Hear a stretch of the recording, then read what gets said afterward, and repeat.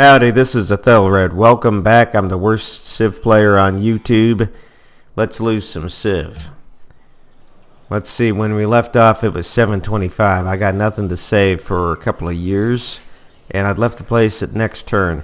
Now I was preparing for war. I want to be ready by turn 140, so I've got 2 of my cities building walls. Everybody else, all my workers are doing infrastructure. I've got 1 worker building a road to connect Babylon and Akkad to Dur-Kurigalzu, my production city. I've got another worker in Akkad building a wheat farm, and another worker in Akkad improving the gold into a mine. I've got a scout who is half dead like usual. Alright. Greece wants us to go to war with Elizabeth, and I'm not going to get involved in your foreign entanglements. And I'm not going to give my embassy to anyone. I'm still hiding until I'm ready for war. Right, it's 700 now.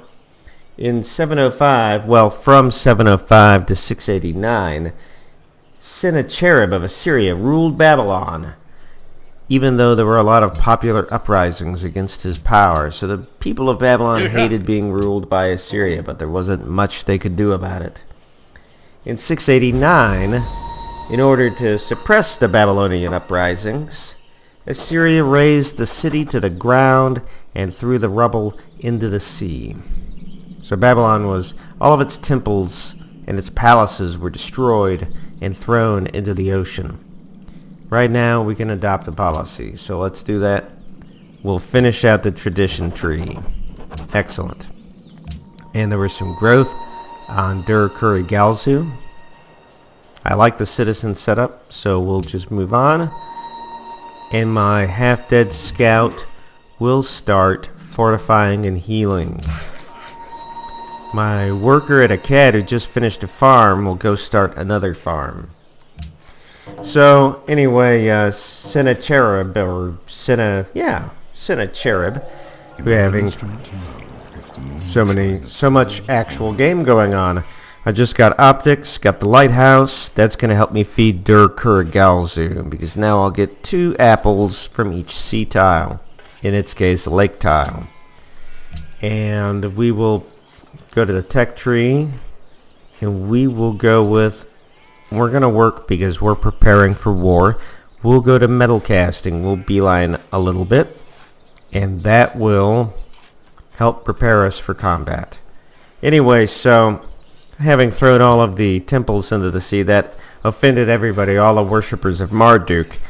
My church just got destroyed. You threw it in the sea, you scumbag. And eventually, he had upset so many people that the fellow who was dispatched to Babylon to rule the place as the governor was assassinated by his own son. And that son, an Assyrian, decided that he was turned Babylonian. He had become a native. So he actually waged war against his fatherland of Assyria. He fought his own brother, the Assyrian king Ashurbanipal, who we know from the game as the great Assyrian leader. Alright, so got a trade route back open. There are no civs I can send this to. Dur-Kurigalzu's not growing. It was only being sustained by the food we were sending it by the trade routes, so we'll resume doing that. Anyway, so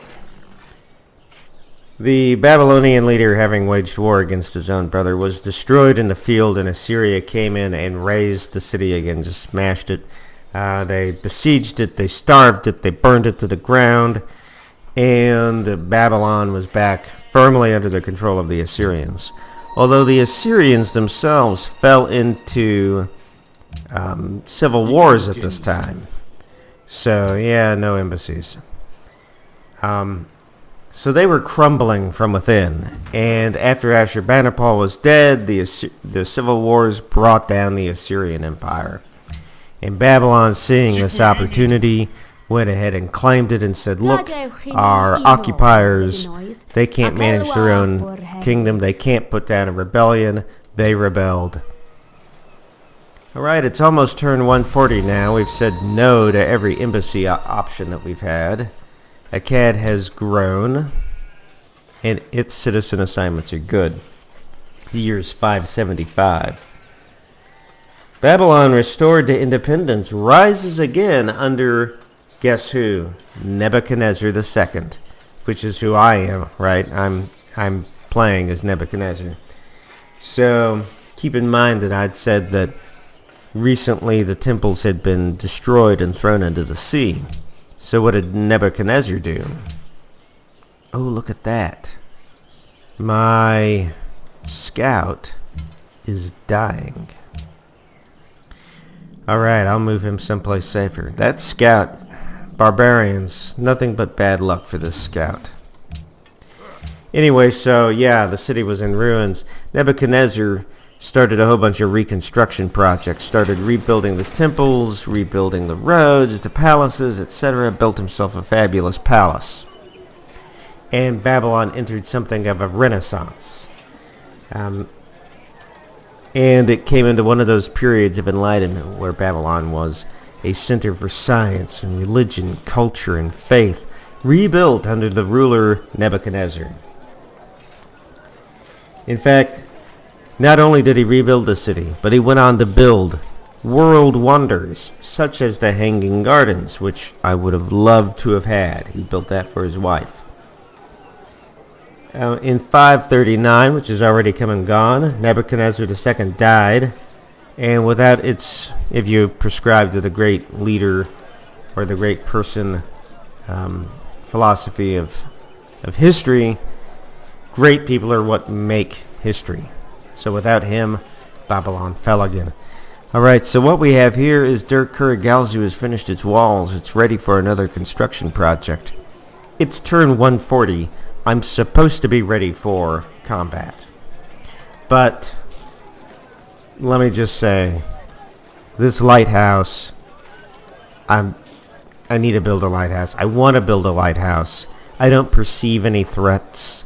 I'm going to go ahead and put a lighthouse in and get a little extra food from this ocean. In fact, I'm going to go ahead and just stay in infrastructure mode for another 10 or 20 turns because I feel safe, even though I'm at the bottom of the pack. So, Nebuchadnezzar having fallen. Hello, Alex. You want to buy my gold? Ah, my worker must have finished his gold. I'm not going to sell it to you. If I am correct, yes, I'm at 3 happiness. I'm going to find somebody who can trade me a luxury for that gold. Alright, my scout is healing up. Dur-Kuragalzu has picked up a field off in the middle of nowhere that's worth nothing. Babylon has grown. I still like the citizen assignments. The mausoleum, some great wonder, has been built someplace else. I don't care about that.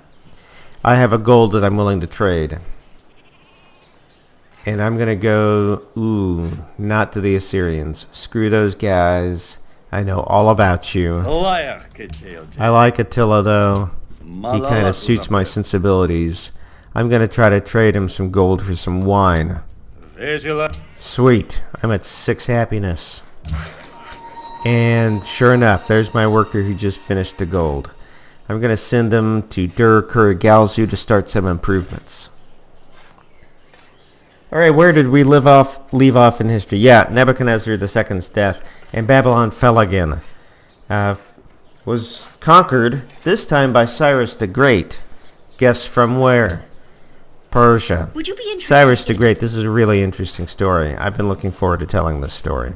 I might have alluded to it early on, but so I just got done building the walls of Babylon in several of my cities. There's a reason why there's this unique building in Babylon, which is the walls of Babylon, huge, very wide, very thick, very powerful. And I'm just looking at the religion notifications over there. Let me check to see if there's any world religions left. No, I can no longer found a religion. Alright, well, another game. So anyway, the walls could not be defeated. In fact, I'm not personally aware of any time in history when those walls were destroyed. Rather, Cyrus the Great diverted the Euphrates River, which flowed through Babylon. And then, because the river flowed through Babylon, it went under the walls, and the walls had steel bars lowered into the river. But not all the way to the ground, not all the way to the riverbed. So, with the river diverted, the soldiers were able to just walk along the riverbed under the steel bars into the city.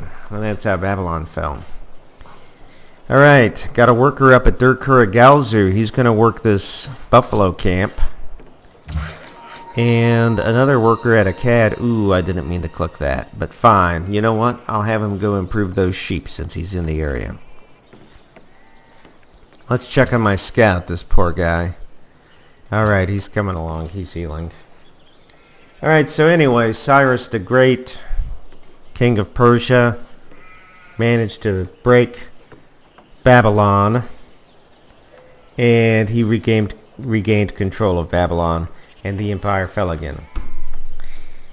While under the control of Cyrus and his successor, Darius the Great, who is the Civ 5 leader of Assyria, Babylon was referred to as Babylonia and was the capital of the 9th satrap. Assyria had divided its vast empire into various different regions called satraps. And so Babylon was, the former empire of Babylon was just the 9th satrap. No embassies. No, I'm not ready yet. No embassies. Anyway, let's see here.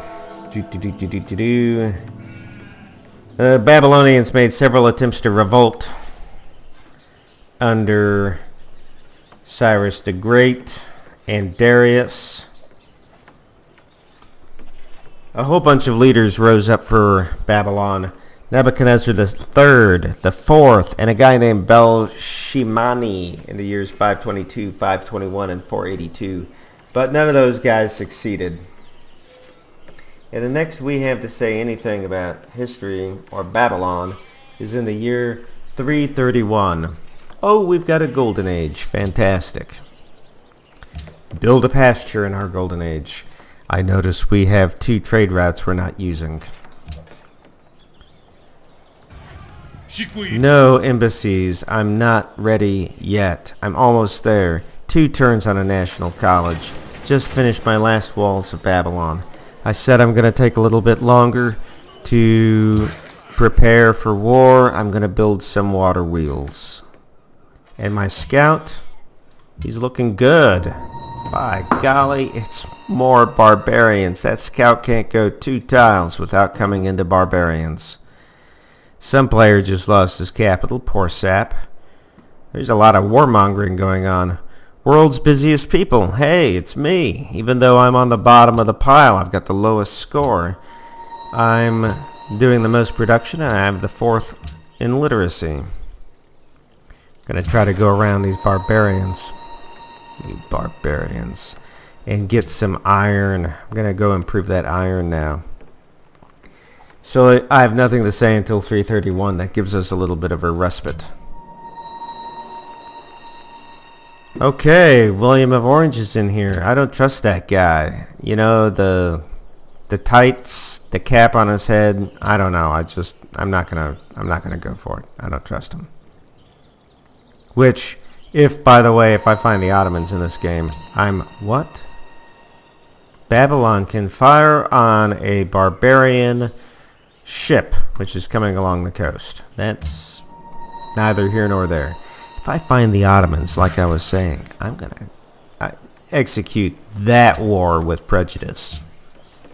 Speaking of conducting emotional wars not based in logic, the Assyrians to my north, they're going to be my first target, simply because Babylon got screwed over by the Assyrians way too much in history for me not to take them out first.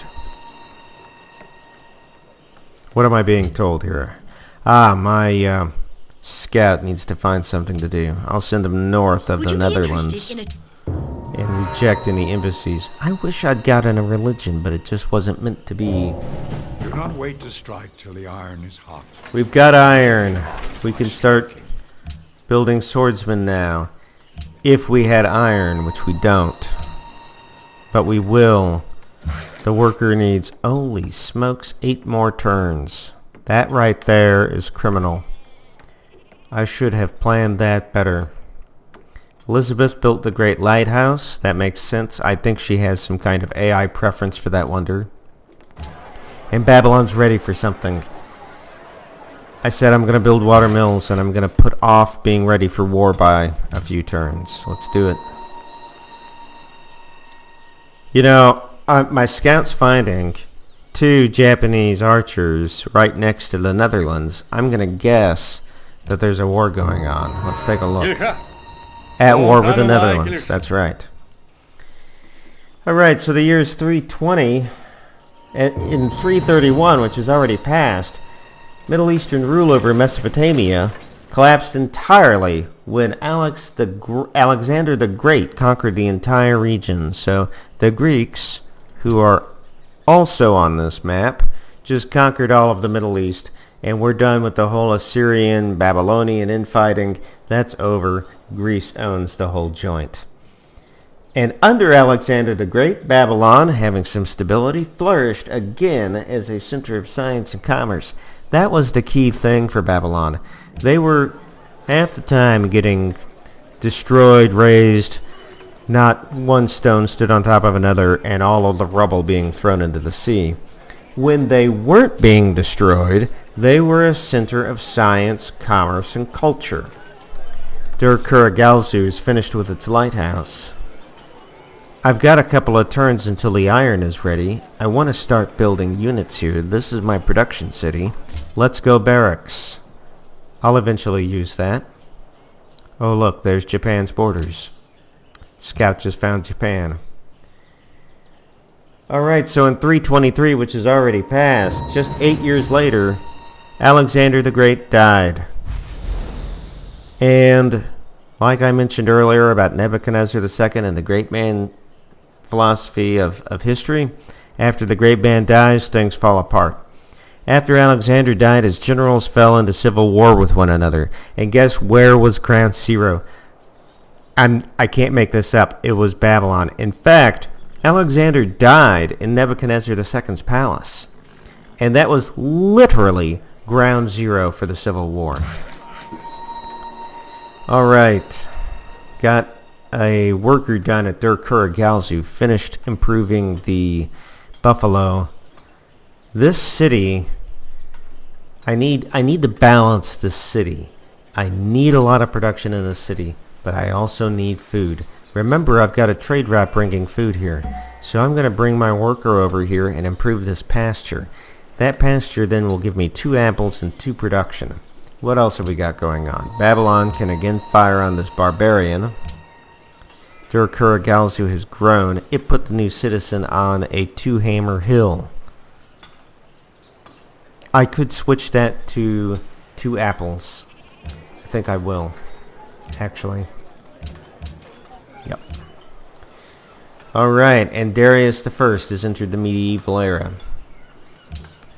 Anyway, so, yeah, ground zero, Babylon, for the civil war that happened after Alexander the Great fell. And in that war, Babylon was, again, destroyed. Not only was it destroyed, but because this war amongst the generals of Alexander the Great's former empire lasted for so long, and ground zero was Babylon, a lot of people were killed, and most of the residents decided, you know what? We're just not going to stick around here. This city is doomed. And at this point, the residents either died or they just left Babylon. And that really was, as far as I can tell, the end of Babylon. That city, the site that the city used to be on, it became nothing more than an archaeological dig. Now we're going to keep going with the history, because we're going to cover the region which used to be the Babylonian Empire, or as we covered it before Babylon, Mesopotamia. So we'll keep going with the history, but Babylon's already destroyed. because of this schmuck, Alexander the Great. No, I don't want to go to war with Japan for you. You destroyed my empire, you scumbag. And neither were the Persians. You know, it occurs to me, I have no idea how long this video has been going on, but I probably should wrap it up. No better place for me to wrap it up than when these two water wheels stop when they're done being produced and I switch over to building composite bowmen. So we're going to improve the sheep, put a pasture there, and in 247, which is coming up, I'll just leave that for a few turns. Alright, so what's to the east? The scout moves east of Japan. You know something that I'm noticing here on this map? I've revealed a fair amount of this map now. We see most of the AI players. You know what I don't see? I don't see any city-states. I'm thinking I screwed something up. I'm thinking when I did the advanced settings, somehow I set the slider to 0 city-states. I should go back and look at the video just to confirm that. You'd think by now I would have found one. My golden age has ended, and I've got a trade route again. I could send it back to Dur Kurogalazu. And you know why I'm going to do that? Because a CAD, it's got 3 wheat fields. It doesn't need any help growing. Babylon's got 2 wheat fields. I think that if anybody needs the food, it's Dur Kurogalazu. So let's choose production here in... Gee whiz, how long until this mine is done? 2 turns? I'm going to pump out some composite bowmen real quick. I'm going to do that in both these cities. And we'll start building composite bowmen next. Or, excuse me, swordsmen after the bowmen. The bowmen will be used for city defense. So we'll get our defenses up first. Oh man, and I said I'd quit there. Alright, so I'll go ahead and say 247. Via the Parthian and Sassanid empires, Babylon was returned to Persian rule. So the Parthian and Sassanid empires were what came out of the disintegrating Assyrian empire. Remember now, Babylon's gone, but so is Assyria. Alright, so you've got these lesser empires left in what used to be Assyria, Parthian and Sassanid empires. Babylon was captured by them. They fought over it for a little while. I say Babylon, I really mean Mesopotamia. And it remained a district of these various lesser empires for centuries. We won't have any more history to cover until 100 AD. I'm working on my defensive units now. I think we're going to stop right there. So, please, like, comment, share. I would love to have some subscriptions. Thank you. Bye.